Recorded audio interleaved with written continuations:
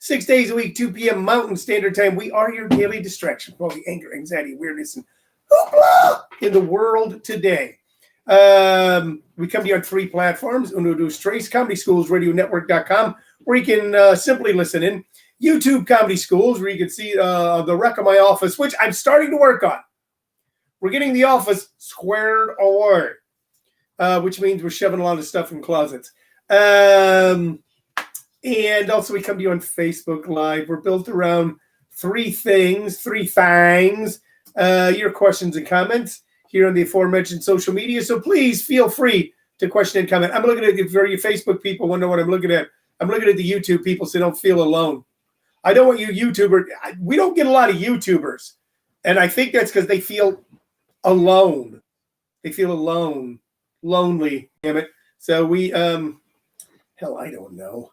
What do I know? Anyway, I got kind of a weird angle here on YouTube. That's my problem right now. There, that helps. That helps. All right. So anyway, the hell was I talking about? Oh yeah. Also, sometimes we have some knick-knack or doodad or trinket that we share with you and weave a personal story around. And we always then recommend one artist or one piece of music for a vast vinyl album or CD collection. I'm starting to retire the albums. So this room had been taken over by vinyl albums the last 9 months. The last 9 months, this room, this little office, had gotten totally taken over by bobbleheads and vinyl albums. So we are now, and we've talked about, I mean, we got some say I've got like 7-10 years after albums. So, we've talked about 3 of them. So then, it's like, all right, how much more can we talk about them? And we can revisit them through CD. But just for space alone, we're now retiring the vinyl albums. Those of you who have been with us in the beginning know that I started out recommending 2 albums or musicians or songs a day. And we still try to do that, but occasionally just one that we really barrel in on right now. And that's what we're doing today. But we're starting to retire a lot of that stuff. Okay, and what we're going to begin to work is, and we have done some of it, and we're going to do it today, is this compact disc collection. My compact disc collection started sometime, I suppose, in the 80s during the boombox era. If you remember the boombox era, you got giant radios became gigantic. We went from, for those of you that followed all this, our parents having that stereo console in the living room, that long thing that was a little less than waist high, that had you open it up, there was a place to store records, and there was a turntable and an AM/FM radio. And there was a lot of wood around some real cheap components, but it became part of the furniture. So that was theirs. For us as little kids, we had those little 45 record players that you carry around, portable, open up. But by the 70s, our generation was investing heavily in stereo equipment. Pioneers, Kenwood, TIAC. Maybe you had that one strange friend who was just a complete audiophile, had a giant reel-to-reel. I actually have a reel-to-reel sitting on the garage. I'm not that strange friend, though. I have it. I didn't play that much on it. I bought it, and then I went, this is a pass. But we went totally component. Speakers separate from the amp, separate from the tuner, separate from the turntable. That's how we went. Then boom, in the 80s, boombox and CDs. CD players. Remember, you get the CD player, like the six of them on a plate, and it could turn around and around. And that way you didn't have to get up and change CDs all the time, or you had a boombox where you played them. So sometime in the 80s, I left the vinyl world and went into the CD world. And what I found, I don't know if any of you have done this or did this, was I then found myself rebuying a lot of the same music on CD. Your turntable had fallen apart, whatever. You'd move in life where you didn't have a giant stereo system sitting around on 2x4s and concrete blocks in your living room. So we went from a stereo system to just a CD compact disc boombox that would have detachable speakers. Remember that? Oh, also in those little cassette recorders with headphones. Those were happening in the 80s. Because I think we kind of actually we didn't go right to CD, did we? We went from vinyl album to cassette to CD. Cassettes were a pain in the ass because the tape could get screwed up in a player, get chewed up, and then your investment was shot. So I have a bunch of cassettes in a box somewhere, and if it comes to that, then we'll go into a cassette era, although I've resisted it. We're going into the CD. So it's from the 80s. So I've got quite a collection of compact discs that I'll be sharing with you in the next few months as we hopefully wind up this pandemic. Hopefully wind it up. It's time to wind it up. All right, pandemic. You've been staying at the house long enough. Time for you to get out and get a job. It's time to kick the pandemic in the ass, right? Make it go out and support itself. Pandemic is like a bum, isn't it? Can't live without us and then sucks everything out of us. It's like a teenage punk kid. The pandemic is a teenage punk kid. That's what it is. It's a punk. Yeah. They're rolling out the vaccine. I don't know. I fall into the 1C group. 1C. So what does that mean? So first it's, what is it? People in nursing homes, and they should get it. And the people who take care of people in nursing homes, frontline workers, etc. 1C is 65 and over with pre-existing conditions. If you're 65 in this world in America, you have pre-existing conditions. So sometime at the end of January, I should be able to get it. I'll get it before my wife. Ha ha! Because she's like younger than me. But at least somebody in the house will be vaccinated. Just my vaccination. They ought to get the Rolling Stones to do this. What they need is to roll out some musicians and actors and stuff. Like Elvis got a polio vaccine live on TV. Have the Rolling Stones redo some of their songs. Just my vaccination. Well, actually, that would not be the Rolling Stones. That'd be the Temptations. Well, the Rolling Stones did that song, so don't go nuts on me here. Get the Temps back together and the Stones. And whoever's left from the original Temptations. Go, all right, yeah, listen, we all need to get vaccinated, because how else are we supposed to have big concerts where you get to see me and Keith? Yeah, I get to jump around and I go, look, Keith, I'm old, but I can still jump around. You can barely move. You, just my vaccination, keeping COVID away from me. So I guess they signed a big stimulus bill, stimulo. And right now, as we speak, they're voting to give us $2,000 checks. We're already getting $600. Now they're seeing to kick it up to 2 Gs. It's a weird thing. The Democrats the whole time are going, we need more money for people because $600, that's like not enough. That's like giving a starving person a piece of crusty bread, going, hey, it's a sandwich, it's, piece of bread. What saved this economy back in the spring was the $2 trillion CARES Act, and all of us going, all right. I was talking to a business guy today, a buddy of mine. He has a restaurant here in Arizona. I've done business with him, and this guy is amazing. He's amazing.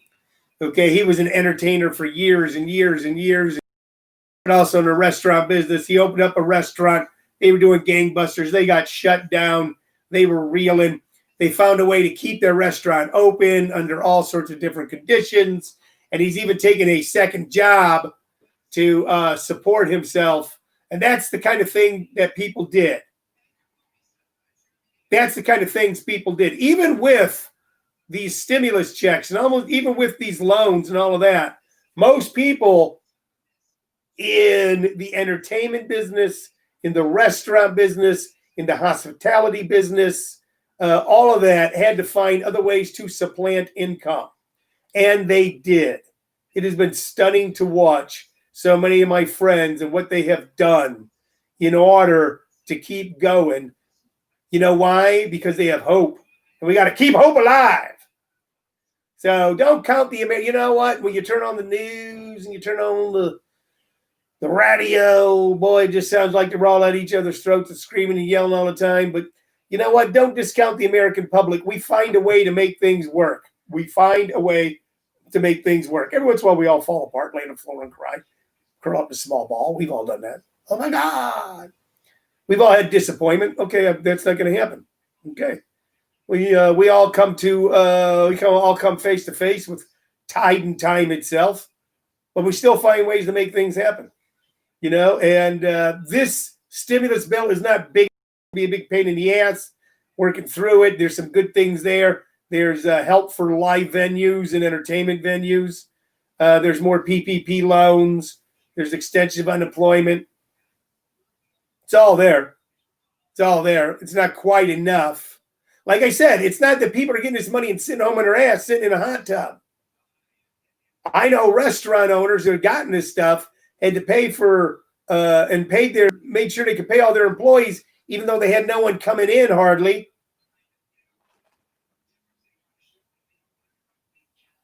And they found out and still went out and got second jobs. So we'll see if they're going to give us 600. Give us, it's our money. It's all based on that.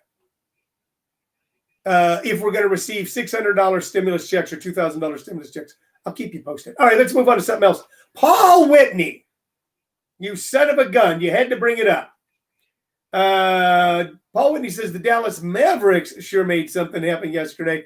And that's true. And I got to admit, when it happens, is yesterday was a historic day in the National Basketball Association. The Dallas Mavericks beat the Los Angeles Clippers by 50 points. You heard that right. 50 points. 5-0. 10, 20, 30, 40, 50. At one point, I was doing something yesterday. And I thought, I'm going to watch a game, but I want to watch this football game, but I got to do something productive today. I got some other things I need to do. I need to straighten out part of the office. And I kind of looked at my phone, and so the score was like 70-33. And I go, well, that's a mistake. Like, it was the worst loss. Now, keep in mind who we're talking about here. The worst loss in LA Clippers history, going all the way back to when they were the Buffalo Braves in Buffalo, New York, going back to when they were the San Diego Clippers, and then in the early 90s becoming the LA Clippers. It was their worst loss in history. They lost by 50 points. And I wasn't shocked. First off, it's the third game of the season. They won the first two. First one against the Lakers. All right, they're out without their starter, Kawhi Leonard. What was surprising is how little they seem to care about it afterwards. But Paul George just kind of sitting there, well, I had a pretty good Christmas. I think it was the case with a lot of people. So I was going to blame it on a really good Christmas. So are you telling us, Paul, that you partied that hard? You got that loaded that you forgot you had a game coming up against a pretty good team, the Dallas Mavericks. Now, it'll remain to be seen if this is an indication of another season. I think it was a mistake to get rid of Doc Rivers. I do. Maybe Doc was tired. Maybe Doc had it. He went over to Philadelphia. Let's see if he could do something over there. Think the world of Doc. Ty Lue, good guy. Good guy, but I don't know if he's got what it takes to hold this group of stars together.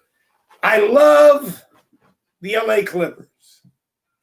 He said, granted, you kicked our butts when it mattered, so I just shut up. No, you get to gloat over a 50-pointer, Paul. I'm going to give it to you today. Today, I'm going to give it to you. But no more after that. Remains to be seen if these guys just have checked out, if they've got COVID fatigue themselves. How can they have COVID fatigue? They're millionaires. Yeah, no. You know what? Human beings are human beings. Okay? I tell you what, I'll take an athletic millionaire a lot of times over some guy who hustled, some scumbag who hustled a lot of people out of their money. What's the saying? Behind every great fortune is a great crime. I'll take some poor kid from Mississippi, who was sent to a school where the ceiling tiles were falling on their heads. And they never used books from 2 or 3 years ago, who just had incredible athletic prowess and kept himself out of trouble and gangs, was able to get on with the college and then sign a big contract for 10, 20, 30, 40, $50 million, with an NBA team. I'm not going to complain about it. And you know what? And they still have emotions. They still have feelings. And they might just be going through some sort of COVID burnout. Let's not burn out. LA Clippers, let's not burn out. Let's let that 50-point loss kick us in the ass. Let's let that happen. Okay. Hello, Lauren Molliver. Are you in Canada or are you in Scottsdale, sir? So that's what's going on. We're at least getting $600 stimulus checks. per person, per child, maybe $2,000 per person, per child. And by the way, I think that would really jumpstart the economy. You know, if you give wealthy people money of this nature, if they get those checks, they save it. They don't do much with it. Working class people go out and spend that money. They spend that money, and that's what kickstarts an economy. They keep saying that the backbone and heartbeat of American business is small business. Well, small business needs customers. And right now, a stimulus check that allows people to go out and go, all right, we're going to go out. We're going to go out. We're going to, I got some sort of noise in the background here. Sorry. Okay, I think my producer's playing a video game. It was an advertisement. They're gonna let they go, all right, let's go out and get those kids those shoes. Hey, you know what? You know what? Tonight we'll get takeout instead of cooking at home, you know, and some restaurant will make some money and some waiter will get some tips. It all works like that. We are a service economy. We've actually expanded from what we were when I was a kid, a manufacturing economy, to a service economy in Arizona. Entertainment and hospitality is one of the most vital components of our economy. Entertainment and hospitality. We have every major league sports team here. We have several venues that can house massive crowds for every rock musician, every rap musician, every play, everything comes through here. But it's the thing you cut back on first, isn't it? It's the thing you cut back on first. You cut back on, okay, we won't go out to restaurants. All right, you know what? We're going to cut back on Netflix. Okay, we're going to cut back on, we can't, you know, we're going to cut back on going out at all, even though a lot of places are letting you in limited capacity. We're going to cut back. That's how it happens. So I think that the $2,000 is a good idea. I think it's a great idea. We'll see it. Laura Molliver's on Scottsdale Friday. That's cool. That's cool, buddy. Hey, a couple things to tell you about before we move on to the music. And I got something fun here for you today. I think tonight, ladies and gentlemen, for one night only, at JP's Comedy Club, jpscomedyclub.com, the place that is ran by a man who puts salt on his pizza, Jim Perry. I am doing the free audit of my stand-up comedy workshops. That's right. You can come by and check out class 1 of our award-winning workshops for absolutely free. Absolutely free, and see if it's for you. Safe social distance seating, mask required. We will make it happen for you. So come on by at 7:30. To find out more, go to comedyschools.com. Also, New Year's Eve, 7 p.m. at JP's Comedy Club. New Year's Eve, kicking in the year with Tony Vicich and Jim Perry. Kicking in the year. So check that out. You can find out about all of it by going to jpscomedyclub.com, jpscomedyclub.com. Also, we'll be offering it as a Zoom show New Year's Eve. If you want to have some entertainment and you don't want to go out or you're not in the vicinity, I'm going to post it on the comments to this show as soon as the show is over, how you can purchase Zoom tickets and see the show live in person as it's happening. Okay? It's going to be there for you. So, and also I'll put it up on my Facebook page a little later on, Tony Vicich, Vicich. All right, let's get to the music, shall we? Let's get the music. Like I said, we're moving into the CD era. It's going to be almost all CDs from here on out. And some of these people I've talked about before, but you're like me and you have a memory lapses. So this is one of the most favorite fun bands of the 70s. Never the big, giant arena rockers, although they carry themselves like big, giant arena rockers. Certainly not as big as Bowie. Certainly not as big as Pink Floyd. Certainly not as big as the Rolling Stones. Certainly, but loved by all of them. No one ever says a bad word about Ian Hunter. No one, and I knew people in the English music scene when I hung around LA in the 80s, says a bad word about Mott the. And here we have right there, Mott the Hoople. One of the most favorite fun bands of the 70s. There was a guy who, if you were going to create a rock star for a movie, a 1970s rock star for the movie, you would create Ian Hunter. The big songs on this are just fun. Because, man, that's what they played.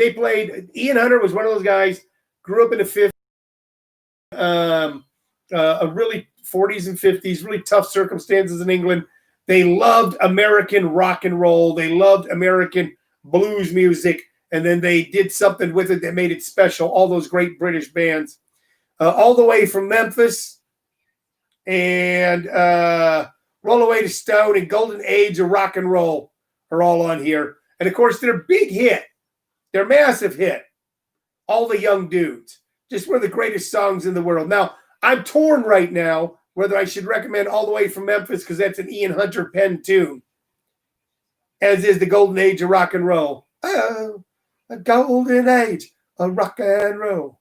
Or even Ballad of Mott the Hoople. But we're going to go with today, we're going to recommend, and then maybe you'll listen to more of their stuff because they're just fun. All the Young Dudes. Now, David Bowie penned All the Young Dudes. And then Mott the Hoople recorded it. I think at the time, by the time this came out, by the time All the Young Dudes came out, Mott the Hoople had broken up at the time. And then they kind of got back together to tour because the song was such a hit. Later on, Ian Hunter had a pretty good solo career in the 80s. I remember a song of his called All the Good Ones Are Taken. They had a fun, cheeky video. Just a fun guy. Still tours when touring commences. When touring commences, Ian Hunter will still be touring. Okay? But check it out. Check out All the Young Dudes. It's just one of the coolest early 70s songs ever. I could see David Bowie singing it, but Ian Hunter's sort of kind of kick back, lazy, doesn't give a damn, but at the same time has a pulse beating 10 times stronger than anyone's voice. Just really lends something to it, you know. And then the chorus in the background is just hilarious. All the young dudes, boogaloo shoes. All the young dudes. It's just a great song. It's a great song. That's our recommendation today. Our recommendation is from early 70s British rock, and the guy who everyone I ever talked to in the British rock scene absolutely loved, Ian Hunter, Mott the Hoople, All the Young Dudes. You know what? I'm going to wrap it up. I'm wrapping it up.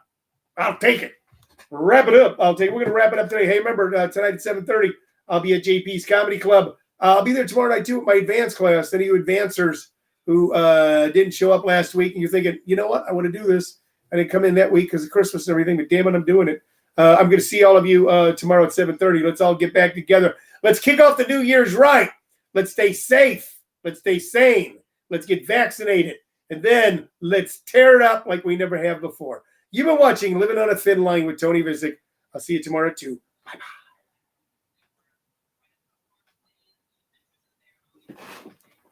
Tomorrow, we're just going to do it on Facebook. And it will be the Beast Brothers special from a park. Okay. Are you off this? Huh?